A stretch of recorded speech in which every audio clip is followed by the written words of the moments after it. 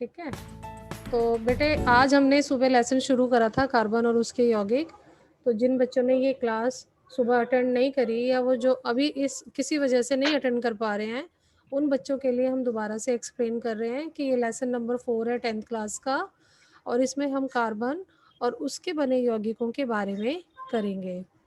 ठीक है। कार्बन हमें अपने चारों तरफ बहुत से रूपों में पाया जाता है।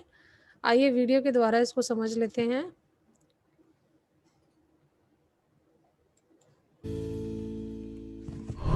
हमने पिछले आवाज आ रही अध्याय है? में अनेक ऐसे यौगिकों के बारे में पढ़ा यस मैम। जो हमारे लिए बहुत महत्वपूर्ण है। तो इस अध्याय में हम ऐसे ही कुछ और रोचक यौगिकों और उनके गुण धर्मों मतलब प्रॉपर्टीज के बारे में पढ़ेंगे। आपने पिछले अध्याय में पदार्थों को धातु और अधातु में बांटा था और उनके बारे में पढ़ा भी था। इस अध्याय में हम उनमें से ही एक अधातु के बारे में पढ़ने वाले हैं जो काफी और ये जो मिलनसार अधातु है ये है कार्बन। कार्बन हमें बहुत से रूपों में मिलता है अपने आसपास। मिलनसार है मतलब काफी फ्रेंडली है और अपने इसी स्वभाव के कारण हर जगह पाया जाता है। क्या आप सोच सकते हैं हम किस अधातु के बारे में बात कर रहे हैं? सोच में पड़ गए आप? चलिए आपको मैं एक हिंट देती हूँ। आपने अपनी पेंसिल की नोक पे कभी ध्यान दिया है? कभी सोचा है कि यह बनता किससे है? या फिर चीनी का एक टुकड़ा देखा हो, या कभी किसी ज्वेलरी शॉप में कोई हीरा देखा हो? यह सब किस चीज से बना होता है? घर में जो चीनी हम खाते हैं, चीनी का टुकड़ा या हीरा, और पेंसिल की नोक यानी कि ग्रेफाइट, ये सब बने हैं किस चीज से पता है आपको? कार्बन से। कार्बन से। कार्बन से बने हैं। Very good. अगर आप ये सोच पाएंगे तो आपको पता चल जाएगा कि हम किस अधातु के बारे में बात कर रहे हैं। चलिए तो मैं आपको बता देती हूँ, हम कार्बन के बारे में बात कर रहे हैं। ये जिन सब वस्तुओं के बारे में मैंने बात की, पेंसिल की नोक या चीनी या हीरा, यह सब कार्बन के ही विभिन्न रूप है। तो यहाँ हम एक तत्व के रूप में कार्बन का अध्ययन करेंगे जिसका हमारे लिए तात्विक एवं संयुक्त दोनों। तात्विक, ये ग्रेफाइट जो है बेटे ये प्योर रूप है कार्बन का, और ये हीरा भी प्योर फॉर्म है। इसमें कोई और मिलावट नहीं है, केवल कार्बन है। लेकिन संयुक्त रूप में जो हम बात कर रहे हैं, हमारे दैनिक जीवन में हम ढेरों चीज़ों का इस्तेमाल करते हैं जिनको बनाने में कार्बन का यूज़ किया जाता है। रूपों में ही अत्यधिक महत्व होता है। क्या आप जानते हैं भोजन, कपड़े, दवाओं, पुस्तकों आदि अनेक वस्तुएं इस सर्वतोमुखी तत्व कार्बन पर आधारित है। इसके अतिरिक्त सभी सजीव संरचनाएं कार्बन पर आधारित होती है। भूपर्पटी तथा वायुमंडल में अत्यंत अल्प मात्रा में कार्बन उपस्थित है। भूपर्पटी में खनिज जैसे कार्बोनेट, हाइड्रोजन कार्बोनेट, कोयला एवं पेट्रोलियम के रूप में यह केवल 0.02% है। ये आज की वर्कशीट का भी टॉपिक है आपका, जो वर्कशीट आई है ना मंडे की, उसमें भी कार्बन के ये रूप बताए हुए हैं 0.2%, और अभी जो हम वायुमंडल में करेंगे 0.03%, वो भी आपकी वर्कशीट में बताया हुआ है इसके बारे में। तथा वायुमंडल में सिर्फ 0.03% कार्बन डाइऑक्साइड उपस्थित है। सोचिए, प्रकृति में इतनी अल्प मात्रा में कार्बन उपस्थित होने के बावजूद भी कार्बन का इतना महत्व है ना ये रोचक? इस अध्याय में हम कार्बन के इन गुणों का अध्ययन करेंगे जिसके कारण कार्बन इतना महत्वपूर्ण है। तो चलिए चलते हैं कार्बन की इस रोचक यात्रा पे।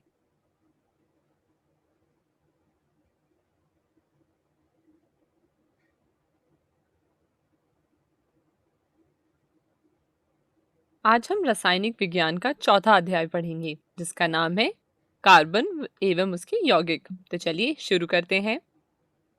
इस अध्याय में हम कार्बन के रोचक यौगिकों एवं ये आपको दिख रहा है यहाँ पर methane? Yes ma'am. Yes ma'am. Cursor दिख रहा है जिस पे मैं घुमा रही हूँ। इसमें कार्बन हाइड्रोजन के साथ Yes, ma'am. बंध बनाए हुए हैं कार्बन ने।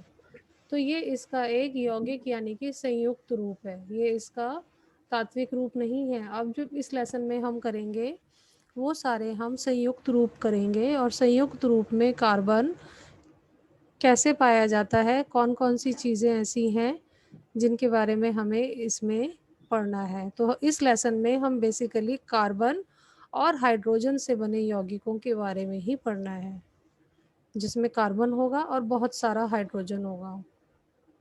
ठीक है, ये तो एक कार्बन और 4 हाइड्रोजन है ना। हेलो, यस ये एक कार्बन और 4 हाइड्रोजन है ना। अभी हम ऐसे बहुत सारे कार्बन्स के बारे में करेंगे जो एक दूसरे के साथ जुड़े हुए होंगे और उनके साथ हाइड्रोजन भी जुड़ा होगा, यानी कि इन सारे यौगिकों को हम हाइड्रोकार्बन के नाम से जानते हैं। किस नाम से जानते हैं? हाइड्रोकार्बन। हाइड्रोकार्बन। Very good. कुछ समझ ना आए बेटा तो मेरे को बताना, बीच में रिपीट कर लेंगे फिर हम उसको। हम उनके मैम गुणधर्मों के बारे हाँ बेटे।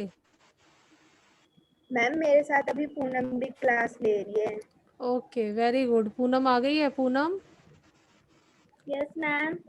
बेटे समझ में आ रहा है? यस मैम, मैम आ रहा है। तुमने बहुत लेसन मिस कर दिए बेटे, अब मिस मत करना प्लीज। मैम ठीक है मैम। में विस्तार से पढ़ेंगे। जैसा कि हम पहले पढ़ चुके हैं कि कार्बन एक तत्व है। कार्बन तत्व का प्रतीक होता है C। सबको पता है ना, कार्बन का प्रतीक सी होता है और ये एक अधातु है। Yes ma'am. और यह एक अधातु है यानी कि नॉन मेटल। पर सोचिए, कार्बन धातु हमें प्राप्त कैसे होता है? प्रकृति से कार्बन हमें दो रूप में मिलता है, तात्विक रूप में जिसे इंग्लिश में एलिमेंटल फॉर्म कहते हैं, और संयुक्त रूप में जिसे कंबाइंड फॉर्म कहते हैं। इसके बारे में हमने अपनी इंट्रो वीडियो में भी चर्चा की थी। दोनों ही रूप अधिक महत्वपूर्ण है। तात्विक रूप में यह मुख्य रूप से दो फॉर्म्स में मिलता है, डायमंड जो कि हार बनाने में उपयोग किया जा सकता है, और ग्रेफाइट जो बैटरीज बनाने में उपयोग किया जा सकता है। आपकी पेंसिल की नोक भी ग्रेफाइट से बनी हुई है। और संयुक्त रूप में कार्बन हमें यौगिकों के रूप में मिलता है, जैसे कि हवा में कार्बन डाइऑक्साइड गैस में, और जीवाश्मी ईंधन में जो हमें सजीव प्रणालियों के मृत अवशेषों से प्राप्त होते हैं, उदाहरण के लिए कोयला, पेट्रोलियम इत्यादि।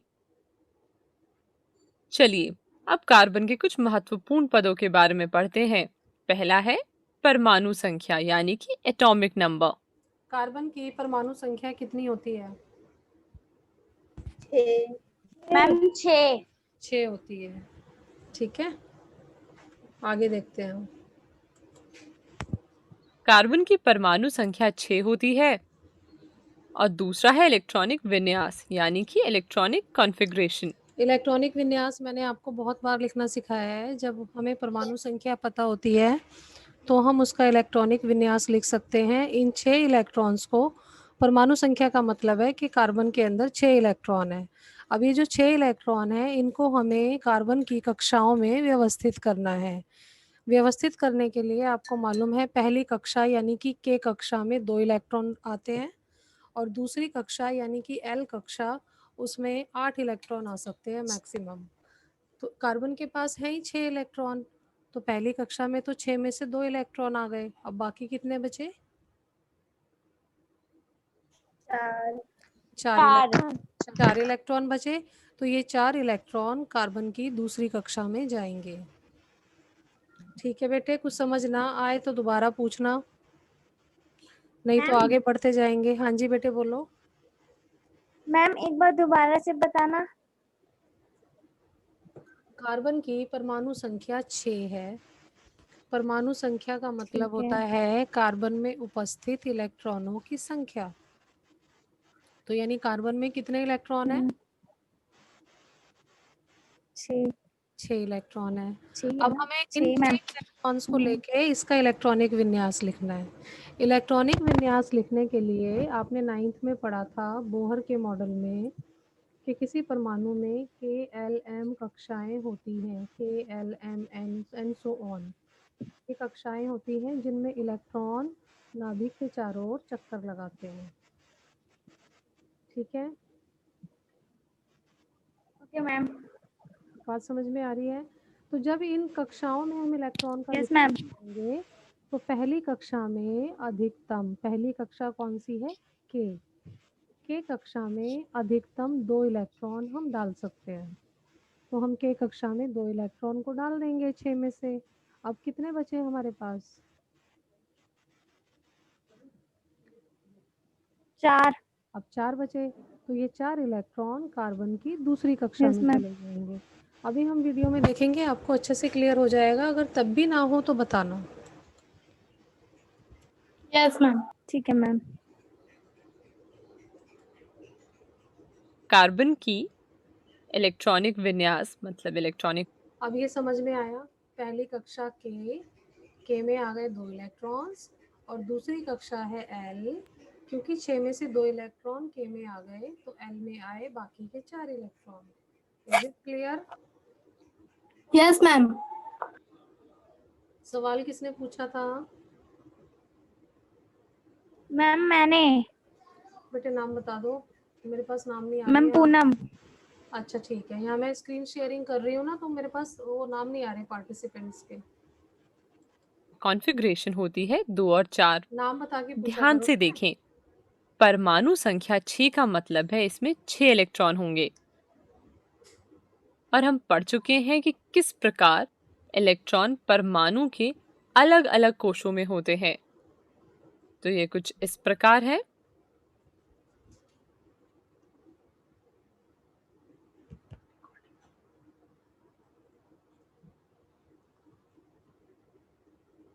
अब समझ में आया? पहली कक्षा में देखो 2 इलेक्ट्रॉन आ गए। ये कक्षाएं हैं जिसमें इलेक्ट्रो कार्बन जो है वो कार्बन की कक्षाएं हैं। ये नाभिक है, ये बीच में दिख रहा है, ये नाभिक है। नाभिक के चारों तरफ ये पहली कक्षा है जिसमें 2 इलेक्ट्रॉन है, और ये दूसरी कक्षा है जिसमें 4 इलेक्ट्रॉन है। अब क्लियर है? Yes ma'am. मैम। ये नाभिक, नाभिक के बाहर ये कक्षाएं, कक्षाओं में इलेक्ट्रॉन्स, पहली कक्षा में 2 और दूसरी में 4। Is it clear now? Yes ma'am. आगे बढ़े। Yes ma'am. मैम।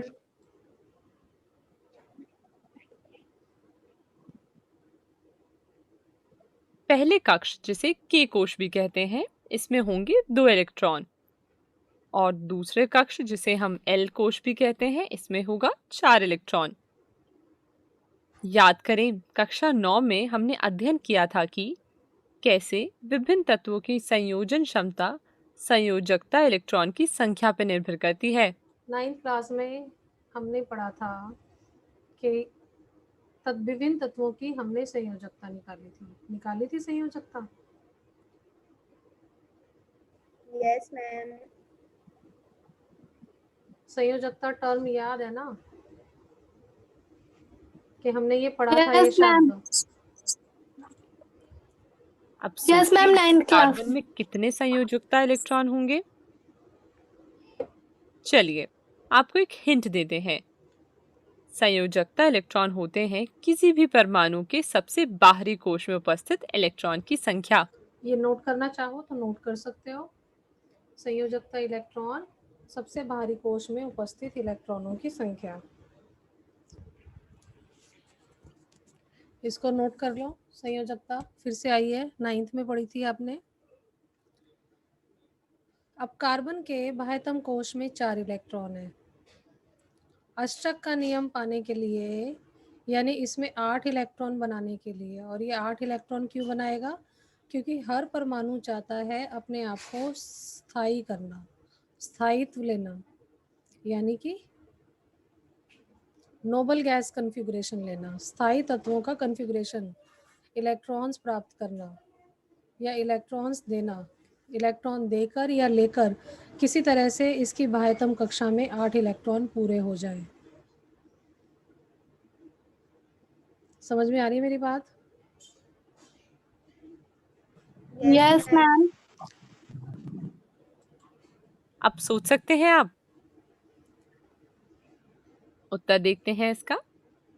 इस आधार पर कार्बन की संयोजकता इलेक्ट्रॉन की संख्या है 4। इसी कारण हम कार्बन को कहते हैं चतुर संयोजक। ये क्लियर है? कार्बन की बाह्यतम कक्षा में 4 इलेक्ट्रॉन है तो इसकी संयोजकता 4 है, इसलिए इसको हम चतुर संयोजक कहते हैं। Is it clear? Yes, ma'am. Yes, ma'am. Shall we move further? आगे बढ़े? Yes, Yes, ma'am. ma'am. Yes, ma'am. जिसे English Yes, ma'am. Tetravalent. Tetra यानी कि 4 और वैलेंट है वैलेंसी। चतुर संयोजकता।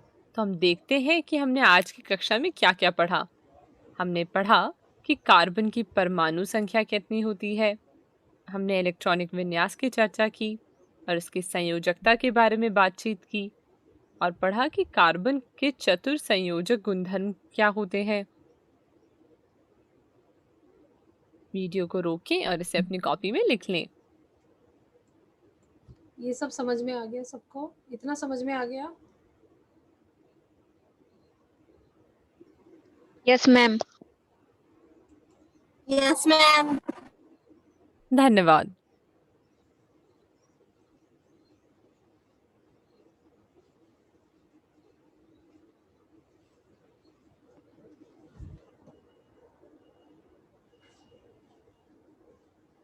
पिछले वीडियो में हमने कार्बन के अलग अलग गुणधर्मों के बारे में पढ़ा था। हमने पढ़ा था कि कार्बन की संयोजकता होती है 4 और इसी कारण कार्बन को चतुर संयोजक कहते हैं। चलिए अब हम कार्बन की संयोजकता के बारे में पढ़ते हैं। याद करें, हमने पहले पढ़ा है कि बाहरी कोश को पूरी तरह भर देना होता है। मतलब उत्कृष्ट गैस विन्यास को प्राप्त करने की प्रवृत्ति के आधार पर उत्कृष्ट गैस विन्यास। उत्कृष्ट गैस विन्यास में आने वाले तत्वों के जो बाह्यतम कक्षा होती है वो पूरी भरी हुई होती है। ठीक है? उत्कृष्ट गैस विन्यास में आने वाले जो उत्कृष्ट गैसें हैं उनकी बाह्यतम कक्षा पूरी भरी हुई होती है। तो हर परमाणु, हर तत्व ये चाहता है कि उसकी बाह्यतम कक्षा भी पूरी भरी हुई हो और इसको भरने के लिए ही परमाणु आपस में एक दूसरे के साथ आबंध बना के नए यौगिक बनाते हैं। क्लियर है सबको? Yes, ma'am. मीटिंग ओवर होगी तो दोबारा ज्वाइन करना, ठीक है? तुरंत ज्वाइन करना। तत्वों की अभिक्रियाशीलता समझी जाती है और उत्कृष्ट गैस रासायनिक रूप से अक्रिय होते हैं। अक्रिय क्यों होती हैं? भाई उनकी तो बाह्यतम कक्षा पूरी हो गई, उसमें पूरे इलेक्ट्रॉन है। अब उन्हें किसी से क्या लेना देना? ना उनको किसी को इलेक्ट्रॉन देना है, ना उनको किसी से इलेक्ट्रॉन लेना है। इसलिए वो किसी के साथ अभिक्रिया नहीं करते और इसलिए वे अक्रिय कहलाते हैं। समझ आ गया? Yes, ma'am. आगे बढ़े? Yes, ma'am. यानी कि अनरिएक्टिव। आप सोच रहे होंगे ऐसा क्यों? ऐसा इसलिए क्योंकि उत्कृष्ट गैस में इलेक्ट्रॉनों की व्यवस्था बहुत ही स्थिर होती है। चलिए उत्कृष्ट गैस के इलेक्ट्रॉनिक विन्यास को लिखकर समझते हैं। उदाहरण के लिए नियॉन ये तत्व को उत्कृष्ट लेते हैं। गैस है, नियॉन उत्कृष्ट नियॉन गैस तत्व है। का इलेक्ट्रॉनिक विन्यास कुछ इस प्रकार होता है। 2 और 8। अब ध्यान से देखें इसकी बाह्यतम कि कक्षा में नियॉन के 8 सबसे इलेक्ट्रॉन है। बाहरी कोश में 8 इलेक्ट्रॉन है और हम जानते हैं कि किसी परमाणु की बाह्यतम कोश यानी कि आउटर मोस्ट शेल अधिकतम 8 इलेक्ट्रॉन ही रख सकता है। तो हम समझ सकते हैं कि इस कारण इनकी संयोजक शक्ति शून्य होती है और दूसरे शब्दों में कहें तो रासायनिक रूप से अक्रिय होते हैं। समझ आ गया? अब इससे हम तात्पर्य निकाल सकते हैं कि इस वजह से उत्कृष्ट गैसें रासायनिक आबंध नहीं बनाती हैं। चलिए अब उत्कृष्ट गैस नियॉन की तुलना कार्बन से करते हैं। जैसा कि हम देख सकते हैं कि कार्बन के बाहरी कोश में 4 इलेक्ट्रॉन हैं। और उत्कृष्ट गैस विन्यास को प्राप्त करने के लिए सबसे बाहरी कोश में इलेक्ट्रॉनों की अधिकतम संख्या 8 हो सकती है। अब कार्बन को या 4 की आवश्यकता होती है। ये समझ में आ गया? ये नियॉन है, इसकी बाह्यतम कक्षा में 8 इलेक्ट्रॉन है। ये उत्कृष्ट गैस है, यानी इसको, क्योंकि इसकी बाह्यतम कक्षा में 8 इलेक्ट्रॉन है, तो इसको किसी से आबंध बनाने की ज़रूरत ही नहीं है, क्योंकि इसको ना किसी से इलेक्ट्रॉन लेना है ना देना है। अब कार्बन भी ये चाहता है कि उसका जो बाह्यतम कक्षा है उसमें भी 8 इलेक्ट्रॉन हो जाए, उसमें भी 8 इलेक्ट्रॉन आ जाए। समझ में आ रही है बात? Yes, ma'am. कार्बन भी ये चाहता है कि इसकी भी बाह्यतम कक्षा में 8 इलेक्ट्रॉन हो जाएं। तो 8 इलेक्ट्रॉन आने के 2 तरीके मैंने आपको सुबह बताए थे, या तो ये अपने 4 इलेक्ट्रॉन किसी को दे के ये बाह्यतम कक्षा ही ख़त्म कर दे, या किसी से 4 इलेक्ट्रॉन्स ले लें। तो देखते हैं दोनों ही स्थितियाँ क्या इसके लिए संभव होंगी, अपने 4 इलेक्ट्रॉन्स को डोनेट करना, किसी को दे देना, या किसी और के 4 इलेक्ट्रॉन्स ले लेना।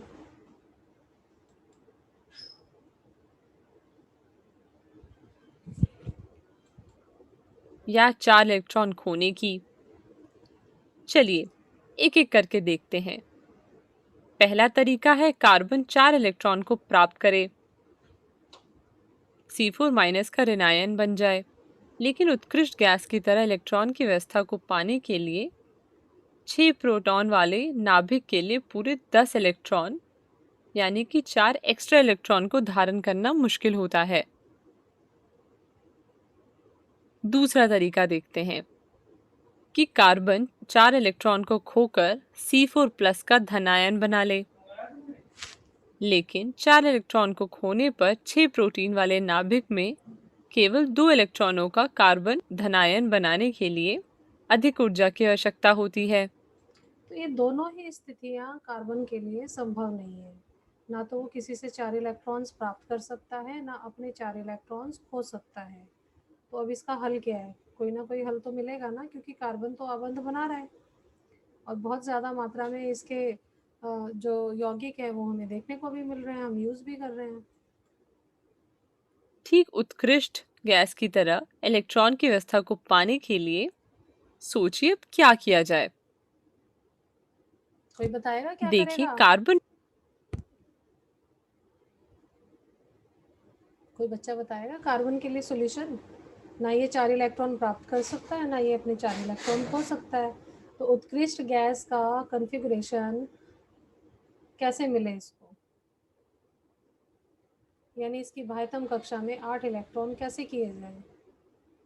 है किसी बच्चे के पास कोई सॉल्यूशन? बोलो।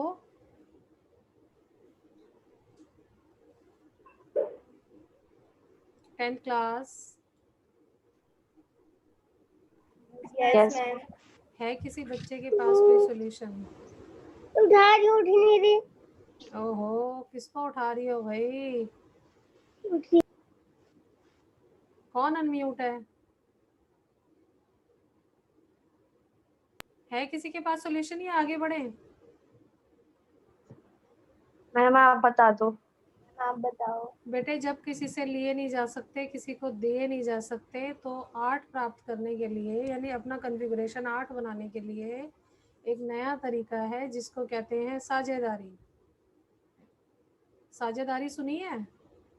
इस वक्त हमारे ग्रुप में साझेदारी चल रही है, हमारी जो ये मीटिंग हो रही है इसमें भी साझेदारी हो रही है। कौन Yes, ma'am. साझेदारी कर रहा है बताओ? मिलजुल कर काम करते हैं। इस वक्त पूनम और संजना में साझेदारी चल रही है, यस मैम। इसको साझेदारी कहते हैं। ठीक है? ऐसी ma'am. ही साझेदारी कार्बन करेगा दूसरे तत्वों के साथ। अपने इलेक्ट्रॉन खोएगा भी नहीं, उनके इलेक्ट्रॉन्स लेगा भी नहीं, साझेदारी करेगा इलेक्ट्रॉन्स की और बहुत सारे यौगिक बनाएगा। ना तो साझेदारी का इलेक्ट्रॉन की प्राप्ति करता साझेदारी का है मतलब ना तो आपको मालूम ही है ना? साझेदारी का मतलब शेयर करना, साझेदारी का मतलब शेयरिंग। तो यहाँ कार्बन शेयरिंग ऑफ इलेक्ट्रॉन्स करेगा दूसरे तत्वों के साथ। ठीक है? Yes ma'am. Okay ma'am. वही इलेक्ट्रॉन को खोता है। इस परिस्थिति में कार्बन अपने अन्य परमाणुओं अथवा अन्य तत्वों के परमाणुओं के साथ, जैसे सल्फर के साथ, संयोजकता इलेक्ट्रॉनों की साझेदारी करके समस्या को सुलझा लेता है और इस प्रकार दो परमाणुओं के बीच इलेक्ट्रॉन के जोड़े की साझेदारी से बनने वाला आबंध सहसंयोजी आबंध कहलाता है, जिसे इस हम अंग्रेजी में प्रकार जो आबंध कोवैलेंट बनेगा बॉन्ड कहते इसको हैं। हम सहसंयोजी कार्बन ही आबंध नहीं बल्कि कहेंगे। अनेक अन्य तत्व क्या कहेंगे? सहसंयोजी आबंध। साझेदारी से। किससे?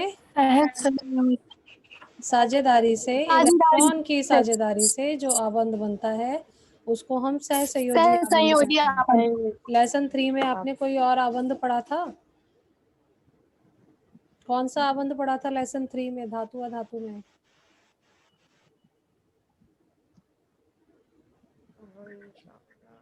लेसन 3 में मैंने एक और टाइप पढ़ाई थी आबंध की। बेटे पढ़ नहीं रहे हो। आयनिक आबंध, और हमने आयनिक यौगिक पढ़े थे। पढ़े थे? Yes ma'am. सोडियम और क्लोरीन का हमने एग्जाम्पल भी करा था कि सोडियम अपना एक इलेक्ट्रॉन क्लोरीन को दे देता है। तो यहाँ देना नहीं है, यहाँ पर साझेदारी करनी है।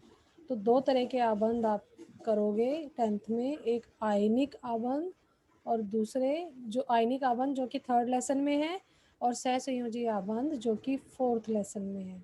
इनको लिख के रख लो और याद किया करो, डेली पढ़ाया हुआ। मीटिंग ओवर होने वाली है, हम लोग सब दोबारा ज्वाइन करेंगे। अभी फिर से मैं मीटिंग एंड कर रही हूँ और दोबारा स्टार्ट कर रही हूँ, ठीक है? Yes ma'am. Okay ma'am. Yes ma'am.